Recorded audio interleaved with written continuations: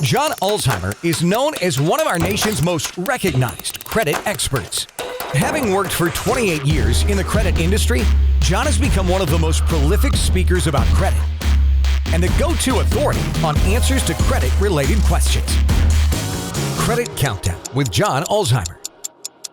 Hello, my name is John Ulzheimer, and I am a consumer credit expert with almost 30 years in the credit industry. I've spent time at both FICO, which is of course the credit scoring company, and Equifax, which is one of the three generally recognized credit reporting agencies. So today I'm going to talk about what is essentially the Bible in the credit reporting world, the Fair Credit Reporting Act, or the FCRA. So there are, as you can see, I've got a really full whiteboard here. There's a ton of information in the FCRA that's important for consumers. And so I'm going to take some time to go over what I believe are some of the top consumer protections and the rules under which we operate for those companies that operate within the credit reporting system. So just a little bit of history about the Fair Credit Reporting Act. It's like 90 some odd pages long. It was implemented or enacted, I guess is the technical word, in 1970. So it's been around for a really long time. It has been amended dozens and dozens of times. The most recent, the CARES Act, which was created because of the COVID-19 pandemic, modified or amended the Fair Credit Reporting Act. So let's go over some of the rights that consumers enjoy thanks to the Fair Credit Reporting Act in no particular order. I'm going to start over here. You have the right to disclosure. What that means is you have the right to get a copy of your credit report. Right now, the way the Fair Credit Reporting Act is written, you have the right to one free credit report every 12 months. However, because of COVID-19, all three of the credit reporting agencies got together and are giving out free credit reports to anybody who wants them weekly through April of 2022. So if you're really a voracious consumer of credit reports, you can pull your credit reports from all three of the credit bureaus 52 times a year. I'm not sure anybody will do that, but if you want to, you certainly can. Second, restricted use. It's not the wild, wild west. You have to have a purpose, a reasonable and permissible purpose to pull a consumer's credit report. In the Fair Credit Reporting Act, the language is referred to as permissible purpose, and there's only a limited number of purposes under which a credit report can be pulled legally. One of the really obvious ones is the one we just talked about, a consumer asking for disclosure or a copy of their own credit reports.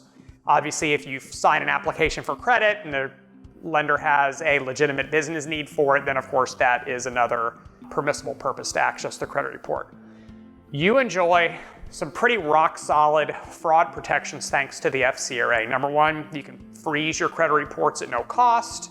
You can place fraud alerts on your credit report at no cost. And if information is verified as being fraudulent, then the credit reporting companies have to block it from being reported within 4 days, you providing proof that the information has been on your credit report. Adverse action means that if you suffer any sort of adverse action or consequence of information on your credit report, like if you don't get a job because of your credit report, if you don't get a loan because of your credit report, credit card, or if you get adverse terms like a high interest rate or a really low credit limit because of your credit report, then the lender or employer has to send you what's referred to as a notice of adverse action. Most people refer to them as denial letters, but there has to be information in these adverse action notices about your credit scores, where the information came from, and some disclosures as to why your credit score wasn't higher. Time limits on negative information. Derogatory information, most of it anyways, has to be removed from consumer credit reports after or before a certain time period expires, and most of that is between 7 and 10 years. Chapter 7 bankruptcies can remain for 10 years from the date of the filing. Most of the other negative information has to be removed, cannot remain on a credit report for longer than 7 years. So those time limits are spelled out in the Fair Credit Reporting Act. The right to dispute errors. If you pull your credit reports through the disclosure process, or any other process, and you find information with which you disagree, meaning that you don't think it's actually correct, it's not yours, the balance is wrong, the late payments are incorrect because of fraud, whatever you believe is wrong with it, and then you have the right to file a dispute with the credit reporting agencies, and they have to perform an investigation into your claim, and they usually do this by contacting the company that furnished the information to them, usually some sort of a financial services company or a debt collector. This process can take no longer than 30 to 45 days, although most consumer disputes, thanks to automation, are completed within 2 weeks, and some of them are completed in a much shorter time frame, even a few days. So thank you, technology, for that.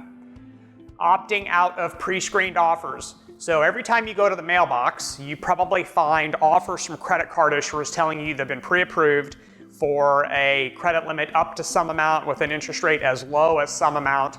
You have been essentially pre-screened by a credit card issuer through one of the credit reporting agencies who sold your contact information to the credit card issuer. And the credit card issuer is making you what's referred to as a firm offer of credit because your credit report has in fact been pre-screened.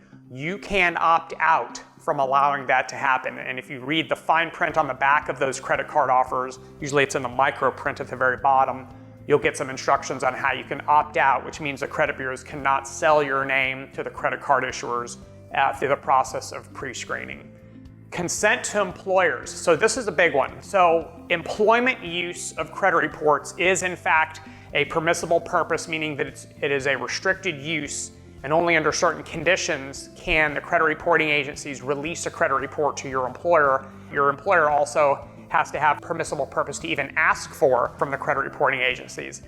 The employer consent, I believe, is the only scenario where express and overt written consent has to be given prior to a credit report being released. In every other situation, if the lender or car dealership or mortgage broker has a reasonable belief that you've asked for something that's given them a legitimate business reason, then they don't necessarily have to have you sign something. That's one of the biggest myths about credit reporting, is that you have to sign something to allow for the release of your credit reports. That's absolutely, when's the last time you signed an application with your hands? Usually you're just doing it online and you're clicking buttons. So you don't actually have to sign anything, although most lenders, out of an abundance of caution, do ask for some sort of acknowledgement or signature that your credit report is going to be pulled. So if you apply for a job and your employer is going to access your credit report, they just have to get your consent beforehand. So these are some of the rights that you enjoy under the Act. There are more, obviously, but I just wanted to give you a highlight on some of the ones that I think are the most relevant to you. If you have any questions about the FCRA, or you would like to have me cover a different credit-related topic, please leave a comment in this section below and I'll do my best to get to it. Thank you very much for watching. Have a great rest of your day. We'll talk again soon. For more videos and credit tips from John Ulzheimer, go to www.tradelinesupply.com.